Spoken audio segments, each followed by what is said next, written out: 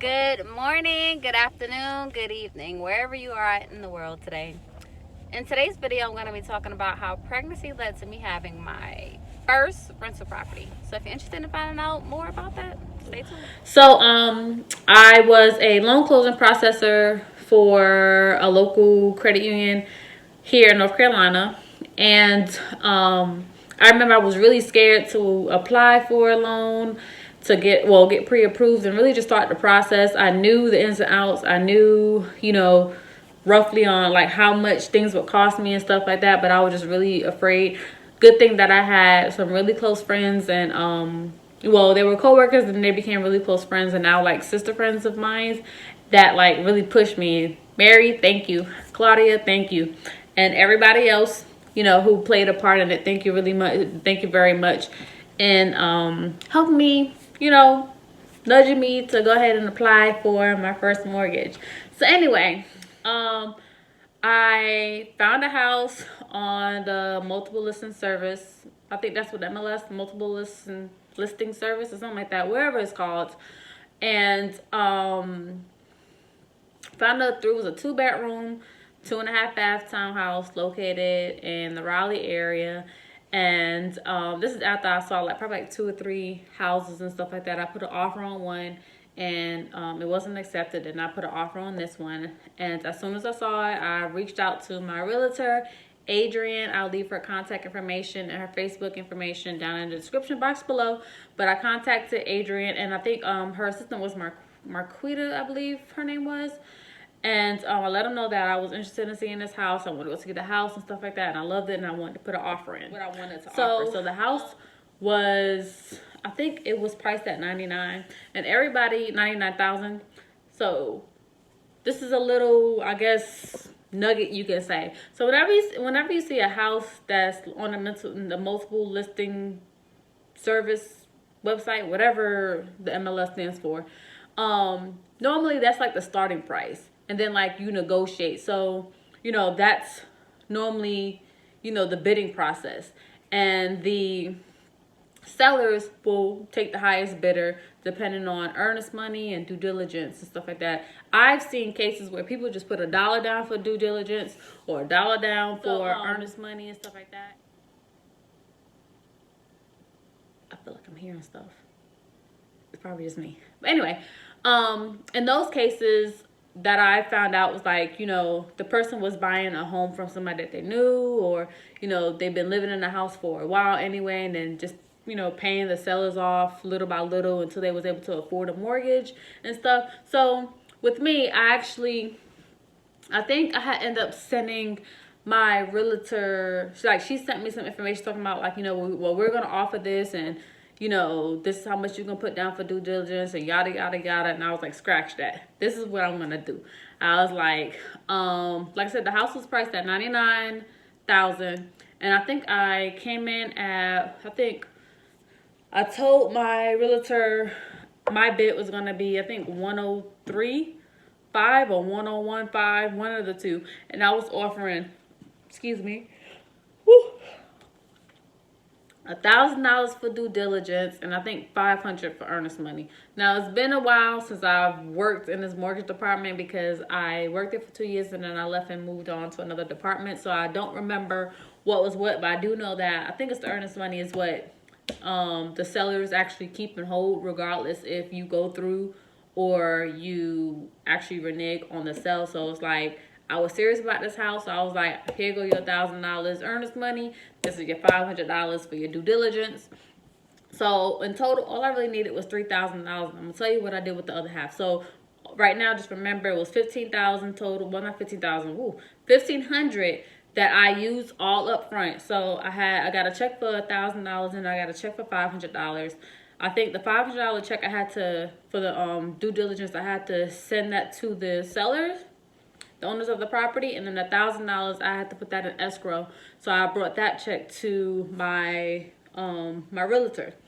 So with the due diligence, it's like a period where they allow me to come into the house, and along with like inspectors, more than likely, to inspect like the HVAC and do like a pest inspection, and check for the roofing and the roof and stuff like that. But in my case, since this was a townhouse that I was purchasing, the homeowners association, they covered the roof. So they actually replace it every 5 years. So that's one thing I didn't have to worry about. So the only biggest expense that I had was my HVAC and my plumbing.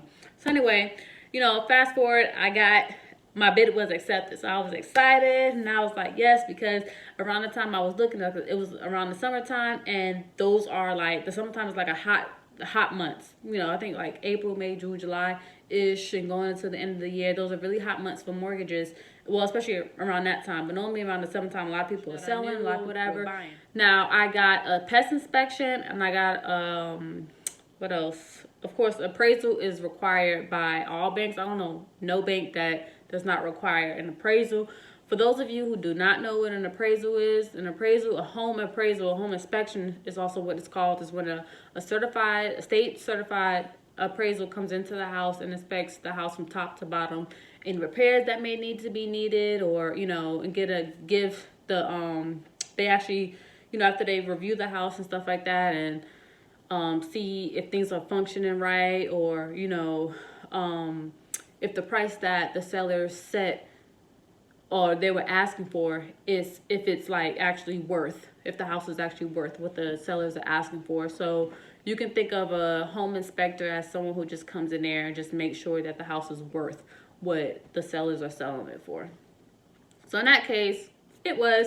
I actually got, after the appraisal was completed, I went back out to the townhouse, and my realtor was there, I believe. Yeah, she was there while the pest inspection was being done and while the home inspection was being done. She had to be there for the home inspection to just make sure everything was working fine. And another thing about the home inspection is if anything came back like, any major repairs like leaking, or like, plumbing leaking, or something wrong with the HVAC, or something like major repairs, that is where I can counter offer, where I will go back and speak with my realtor will represent me, but I'll communicate to my realtor, well, this is wrong, XYZ is wrong, or whatever. Can you see if the seller can give me like some credit towards fixing XYZ? And in my case, there were things that I wanted to have repaired in the house. They weren't major things, but there were things I was going to ask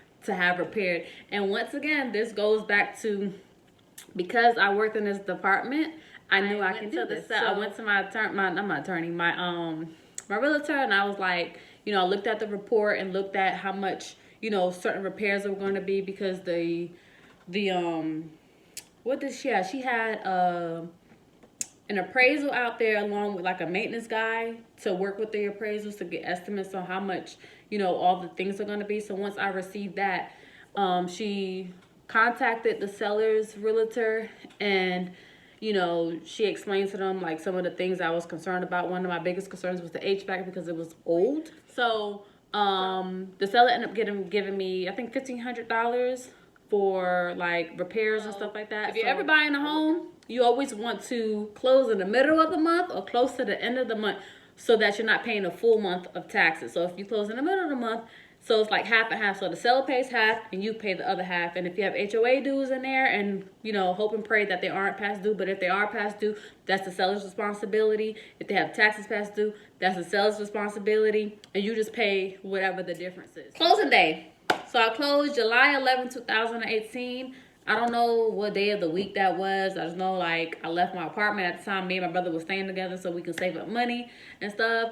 And I was really excited. So my closing was first thing in the morning. I signed some stuff, and I never met with the attorney. The paralegal just gave me the documents. I met with my realtor there and stuff. She gave me like a little goodie bag with toilet tissue and like, basic, starter up home kind of things, necessities and stuff like that. And I love my realtor, Adrian. Like, thank you so much. So I closed in my house and stuff, and I'm so excited. I'm moving and stuff, and my brother's moving out of the apartment. We're moving out. He's moving into his other apartment. I'm moving into my house and stuff.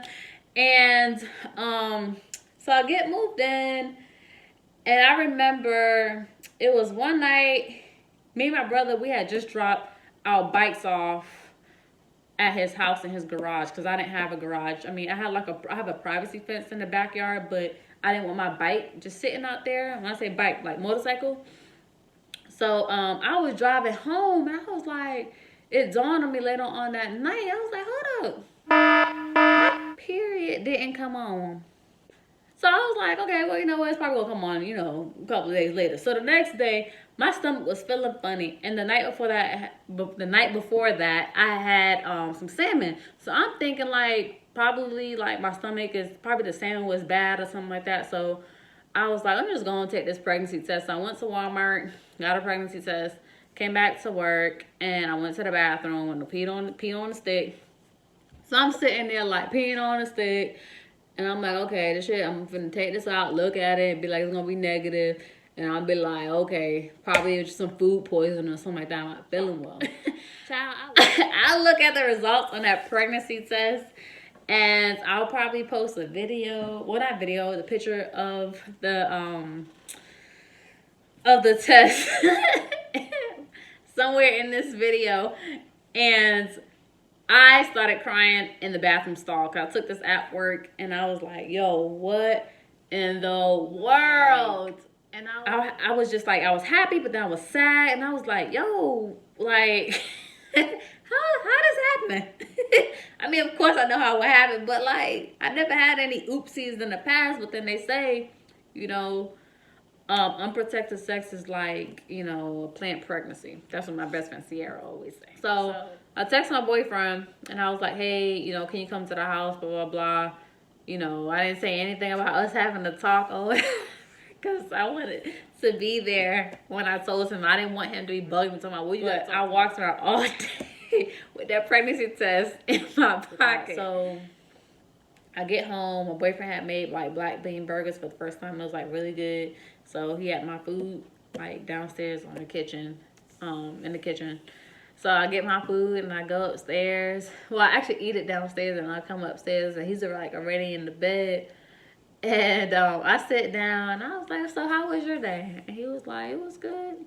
And so he's talking and stuff, and he finished talking, so I pulled out the test. So the test, I had it wrapped up in like brown paper, tissue paper, so he didn't know what it was.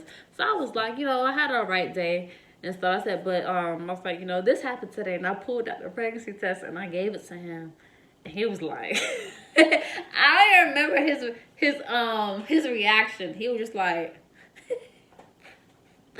I was like, yeah. So he was like, what you want to do? And I said, I'm going to keep it. Pro-life.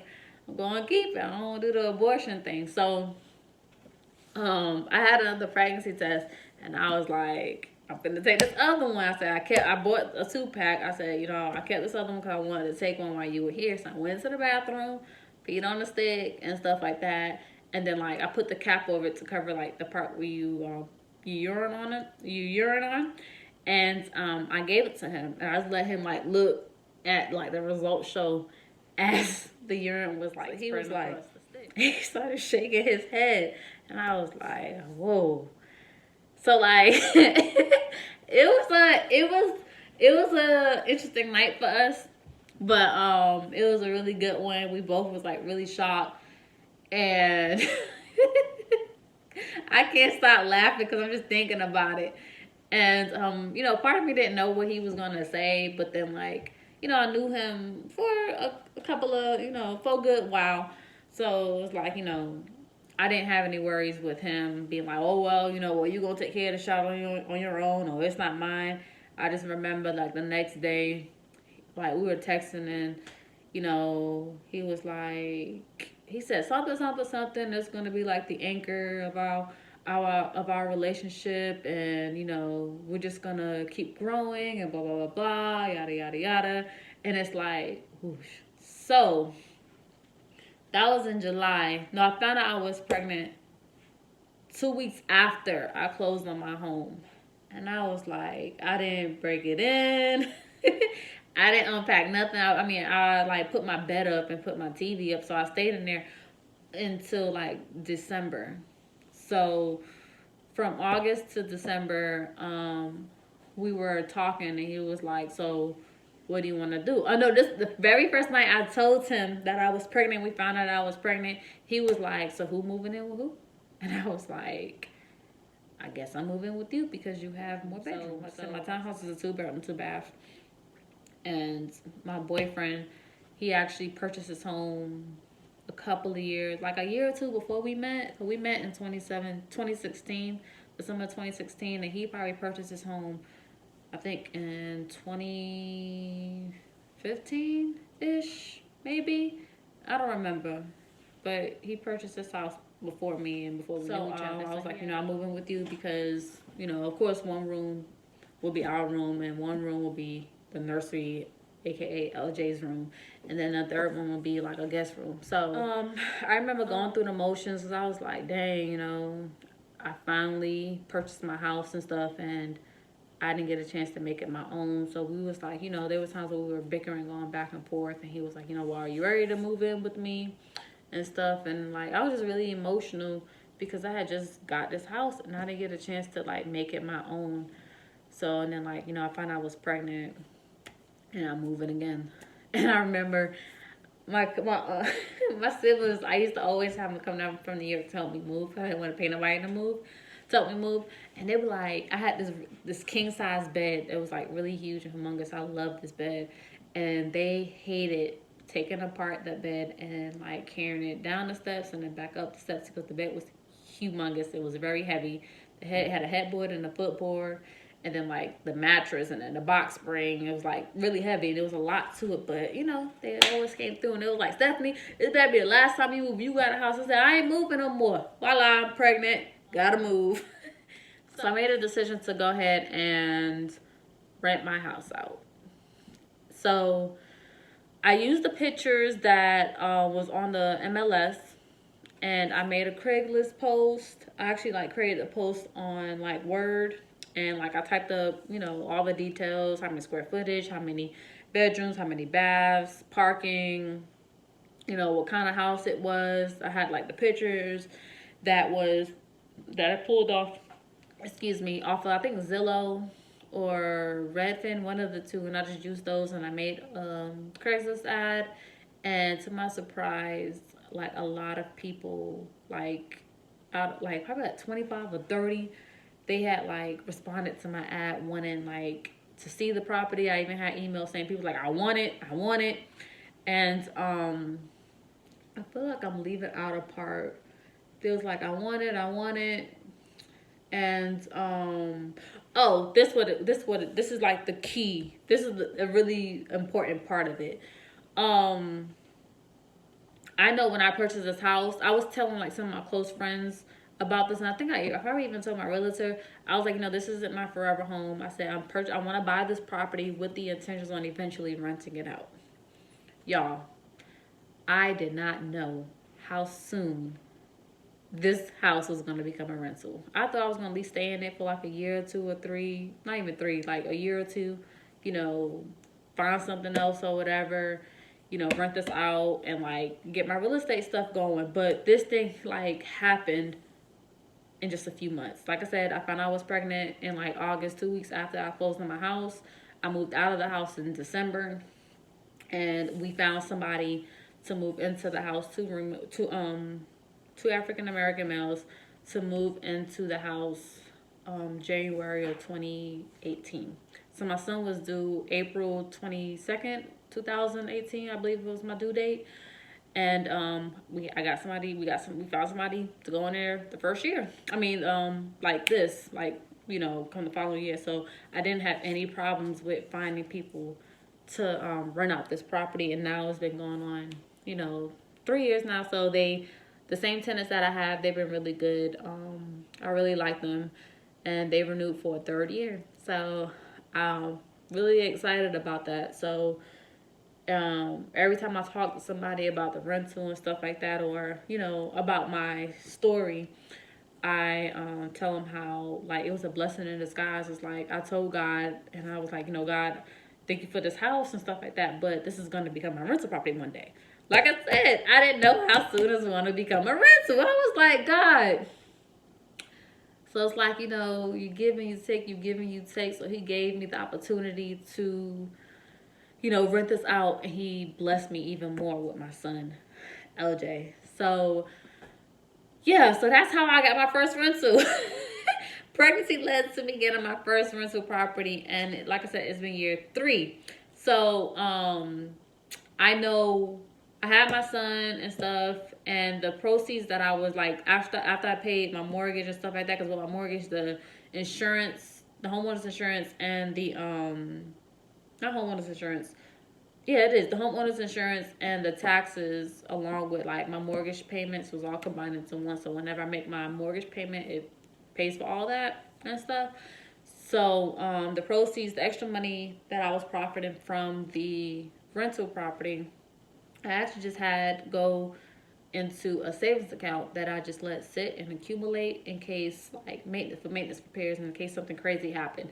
I knew that the HVAC was old, and I was anticipating the thing like shutting down, and I wanted to make sure that I had money for that. And another thing I forgot to mention, I had asked my realtor to ask the sellers if they can pay for a home warranty for me. So they gave me, I think, $1,500 or $700 for a home warranty. So it was either from Old Republic, or I forgot the other one, but I think I went with like Old Republic or American First. I think it was. I don't remember.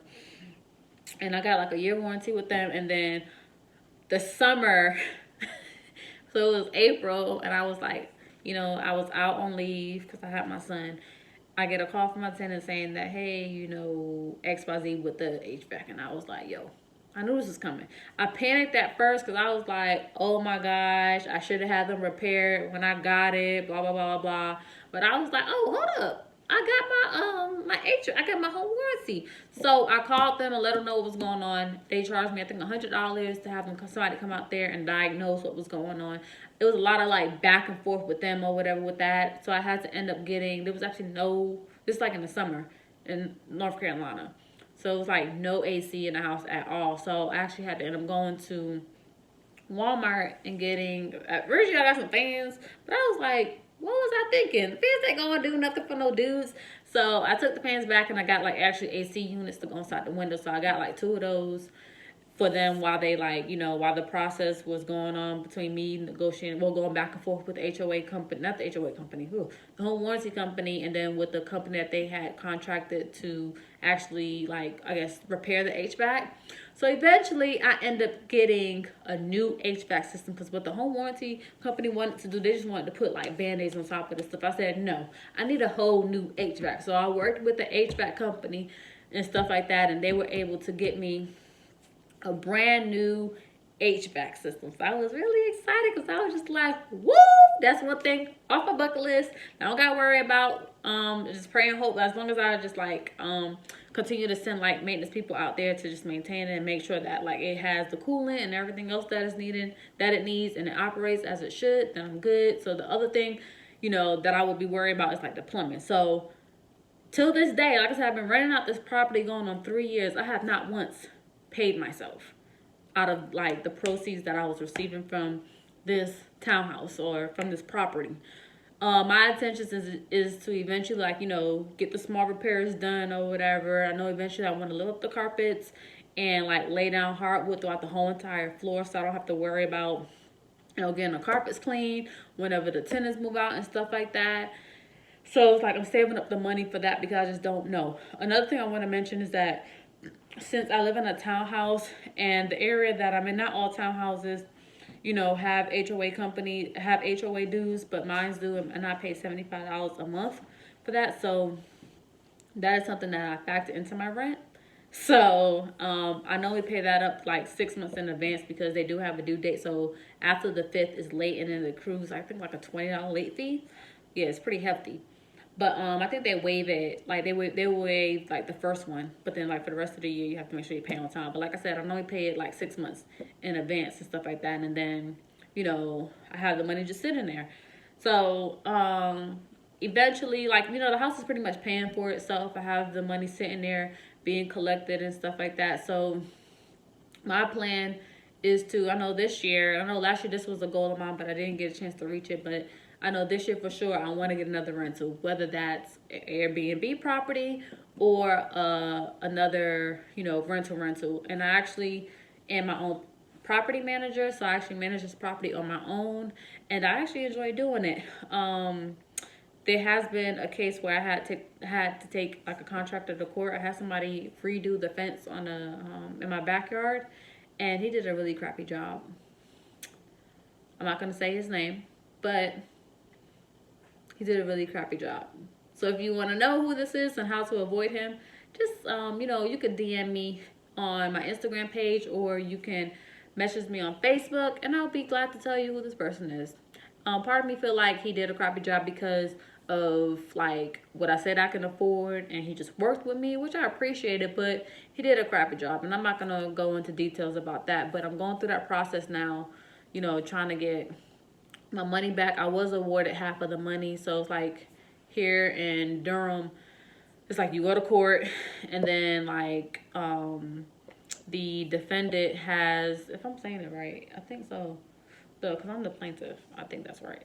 But anyway, he had like I think 20 days or I think 10 days from after our court date to like file an appeal. So I was on it. I had the dates in my calendar on my phone, and I was like, okay, I called up there, and they was like, nah, he ain't filed an appeal. I went down the next day and started the next process or whatever, which is like, I guess, for them to do a lien and stuff like that. So I'm in that process right now, and I gotta wait 20 days so that so he can come in and declare what he doesn't want a lien to be put on. So I was able to track down his information due to, my growing wholesaling real estate investor skills. So I was able to find out where he lived and everything. And the way I was able to do that is like, conversation is really good. So like when I met him, we talked a little. He told me about where he was from. I told him about where I was from and stuff like that. I found him on Facebook, and that was it. That's all I needed. And I located him. So I asked all the questions that I needed to know. I wasn't provided a business card, and stupid me, I didn't get like a receipt for any of the stuff that he did, but I had proof of the stuff that I didn't like.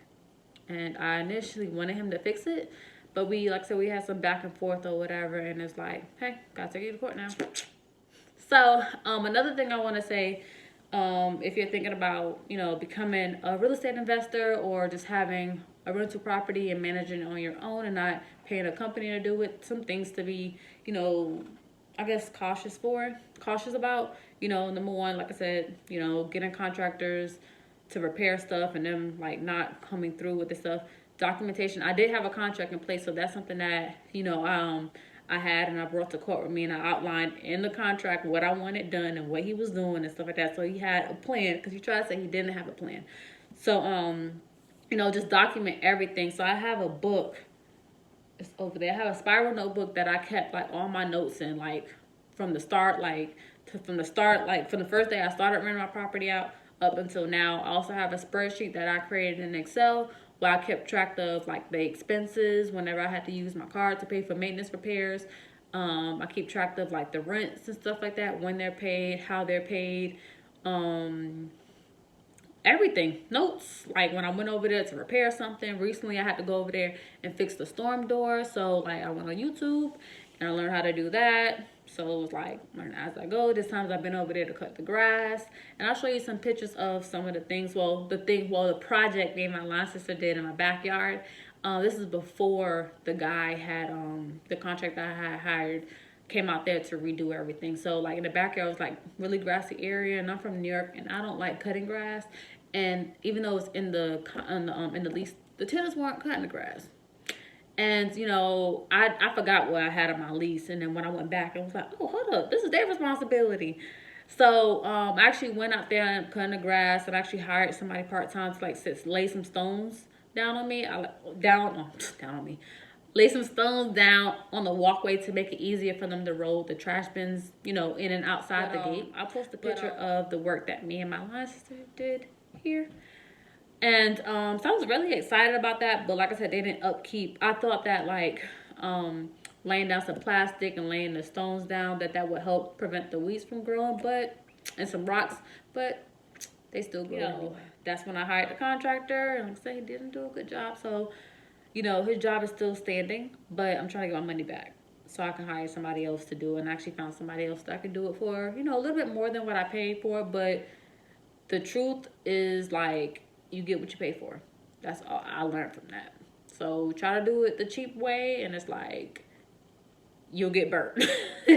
So anyway, I don't want to make this video longer than what I expected it to. Was there anything else that I had to say? Was there anything else that I had to say? No, there isn't. So that's how I got my first rental property. If you want to know more information about, you know, where to start at, if you're scared, if you're nervous and stuff like that, I have a lot of friends that call me and ask me that questions about real estate and about how to buy their own home and stuff like that, or how to break into real estate. You know, I try to help give them direction on where to go, because that stuff excites me. I like stuff like that. So anyway, I hope you enjoyed this video. In my next video, I'll be talking about closing disclosures for those of you who are looking to buy a home, or maybe in the process of already buying a home and has something underneath contract. Yeah, just breaking down the closing disclosure. So it's a document that is prepared with all your expenses, everything about the house, everything that was done on the house as far as inspections, attorney fees, taxes, everything you can think of that needs to be disclosed to the bank is on this closing disclosure. So stay tuned. Thank you. Peace.